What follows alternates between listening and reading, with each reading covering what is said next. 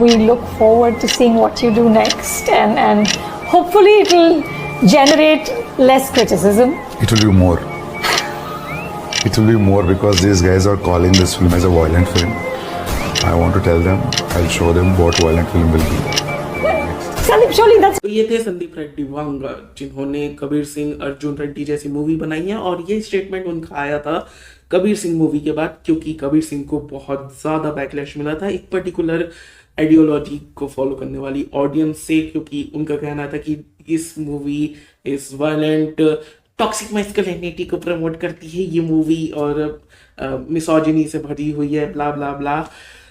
और उन्होंने तब ये कहा था कि वो प्रूव करके दिखाएंगे कि आखिर में वायलेंट मूवी कैसी होती है। और मुझे लगता है कि एनिमल वो मूवी है जो कि सबकी बोलती बंद कर सकती है, या फिर वही लोग और ज़्यादा बात करेंगे, जो कि तुम इंटरनेट में देख भी सकते हो। तो animal one of the most anticipated movie of the year, specially इसके डायरेक्टर की वजह से, क्योंकि जो उनकी आखिरी मूवी थी, जो कि एक रीमेक थी तेलुगु मूवी की, उसके ऊपर जो बैकलैश आया था और कंट्रोवर्सी हुई थी, उसकी वजह से हंगामा खड़ा हो गया था, क्योंकि उस मूवी ने इतने सारे बैकलैश के बाद भी करोड़ों कमाए।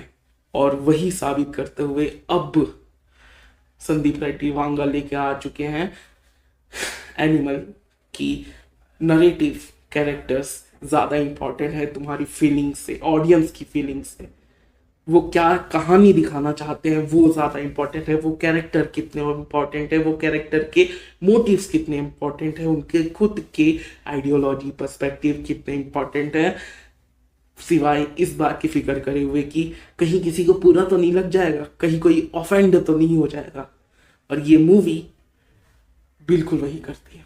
जितने लोगों को कबीर सिंह अर्जुन रेड्डी से प्रॉब्लम थी, उनकी तो गांड जलने वाली है, लिटरली स्ट्रेट अप, क्योंकि कई सारी कन्वर्सेशनल डायलॉग्स इस तरीके से संदीप रेड्डी वांगा सर ने लिखे हैं कि स्पेशली उन तक जाए, उनको टारगेट करते हुए ही, उनको ट्रिगर करने के परफेक्शन से ही उन डायलॉग्स को लिखा गया है, ऐसा कम से कम मुझे लगा मूवी देखते वक्त। अब मूवी की बात करें, और अगर तुम बस ये जानना चाहते हो कि क्या ये मूवी वर्थ इट है थिएटर्स में जाकर देखने के लिए, तो मैं यही कह दूं, जाकर टिकट बुक करो, अभी अगले शो की करो, जिस शो की तुम्हें टिकट मिलती है वो बुक करो, आधी रात को, सुबह 6 बजे की टिकट, मुझे फर्क नहीं पड़ता, तुम ये मूवी थिएटर में ही जाकर एक्सपीरियंस करो, क्योंकि ये थिएट्रिकल एक्सपीरियंस के लिए बनाई गई मूवी है।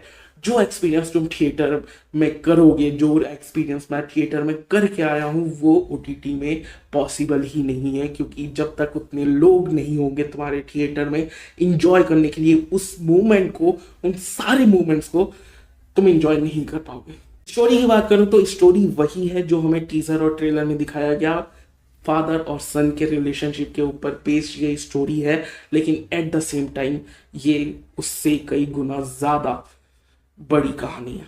ये कहानी है फ्रेंडशिप की, ये कहानी है पर्सनल रिलेशन की, ये कहानी है फैमिली की, ये कहानी है पेरेंटिंग की, ये कहानी है अच्छी पेरेंटिंग की, ये कहानी है ऑब्सेशन की। अब तुम किससे ऑब्सेस्ड हो डिपेंड करता है, क्या अपने पैसों से, या अपने फैमिली से, या फिर अपने पिता से, या फिर अपने पूरे परिवार से। तो स्टोरी लाइन और नरेटिव की बात करें तो कहीं बस ऊपर नीचे हो जाता है, लेकिन कहीं से भी ये मूवी तुम्हें डिसअपॉइंट तो बिल्कुल नहीं करेगी।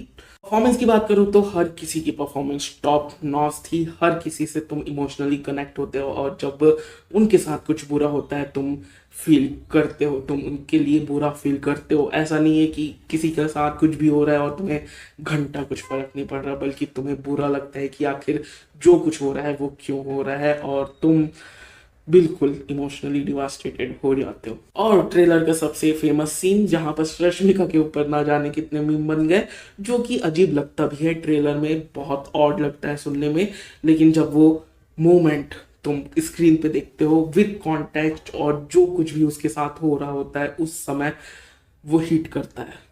उसकी एक्टिंग मुझे पसंद आई, जिसके लिए सभी लोग मीम बना रहे थे और सभी लोग क्रिटिसाइज कर रहे थे, लेकिन जब तुम मूवी में देखते हो उस सीन को, that hits hard as fuck. लेकिन एक्टिंग में हाईलाइट मेरे लिए रहेंगे रणबीर कपूर और अनिल कपूर। इन दोनों का जो कुछ भी सीन होता था एज फादर एंड सन का, वो देखने लायक था। लाइक वो इंटेंसिटी, वो दोनों ही झुकने का नाम नहीं ले रहे, दोनों में एटीट्यूड है वो बलबीर सिंह का, लेकिन फिर भी रणवीर सिंह के नज़रों में वो रिस्पेक्ट अपने पिता के लिए। और अब आए एक्शन में, तो हर एक एक्शन सीक्वेंस कमाल का है, मुझे हर एक एक्शन सीक्वेंस कमाल का लगा, मजा आया, कुछ नया लगा। स्पेशली इंटरवल ब्लॉक, वो एक्शन क्या था भाई, वो कैसे एग्जीक्यूट किया, तुमने सोचा कैसे, एग्जीक्यूट भी किया और इतने कमाल तरीके से एग्जीक्यूट किया, मुझे मजा आ गया। उसके बाद अगर मुझे कुछ पसंद नहीं आया तो थोड़ी बहुत टेक्निकल डिफिकल्टीज थी, एडिटिंग में बहुत अब्रप्ट कट्स थे जो कि मुझे बहुत डिस्टर्ब करे वाइल वॉचिंग दी मूवी।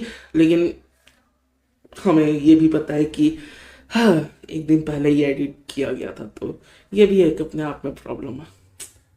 ओवरऑल ये मूवी तुम्हें थिएटर्स में ही जाकर देखनी चाहिए, उसके अलावा तुम्हारे पास कोई ऑप्शन नहीं है, क्योंकि OTT में शायद ये रूमर्स हैं कि आधे घंटे और डायरेक्टर्स कट हमें प्रॉपर देखने को मिलेगा, लेकिन वो गूज बम्स और वो सारे मोमेंट्स, वो एक्शन सीन्स तुम जब थिएटर्स में एक्सपीरियंस करोगे उसकी बात ही अलग होगी।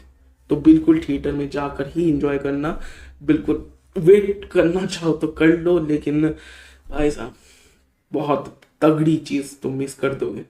और एक और वीडियो आएगी जहां पर मैं स्पॉइलर टॉक करूंगा और कुछ चीजें जो मुझे पसंद नहीं आई उन पे डिटेल पे बात करूंगा। तो मिलते हैं अगले वीडियो में, तब तक के लिए बाय, सब्सक्राइब करो क्योंकि सब्सक्राइब करना बहुत जरूरी है।